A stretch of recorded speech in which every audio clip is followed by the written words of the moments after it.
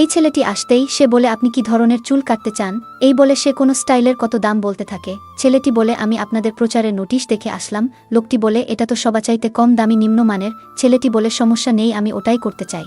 লোকটি তাকে গিয়ে বসতে বলে এবং ভাবে কোথায় থেকে যে এই এসব ফকিন্নি আসে। এই বলতেই আরেকটি লোক এসে চুল কাটতে চাইলে সে উন্নত স্টাইলে তাকে চুল কেটে দিতে চায় এবং সে একজনকে বলে তুমি গিয়ে প্রথম জনের চুল কাটো। সে বলে আমি এখনও তো সব কিছু শিখতে পারিনি। লোকটি বলে এটা তুমি আর আমি ছাড়া কেউ জানে না। ছেলেটি সেখানে গেলে ওই ছেলেটি বলে আমি তো তাকে তোমাদের পোস্টারে দেখিনি। লোকটি বলে সে এখনও কাজ শিখতেছে, তাহলে আমি কেন তার হাতে চুল কেটে নিব। ওই ছেলেটি বলে চিন্তা করবেন না, ভালো না হলে টাকা দিতে হবে না। তারপরে ছেলেটি তার চুল কেটে দিলে সেটা খুব সুন্দর হয়। অপর জন বলে 200 টাকার চুল কাটার চাইতে তার মতো 10 টাকার ফ্রিতে চুল কাটাই ভালো। লোকটি বলে আরে আমি মাস্টার, আমি বাহিরে থেকে শিখে এসেছি। ছেলেটি বলে আরে তুমি চুপ করো, তোমার চাইতে তার স্টাইল ভালো। এবং টাকা দেওয়ার সময় ছেলেটির টাকা সে নিতে চাইলে ছেলেটি বলে এটা কি অন্যায় হয়নি। দোকানের ছেলেটি কথা বলাই সে তাকে ধমক দিয়ে বলে চাকরি না হারাতে চাইলে চুপ করো।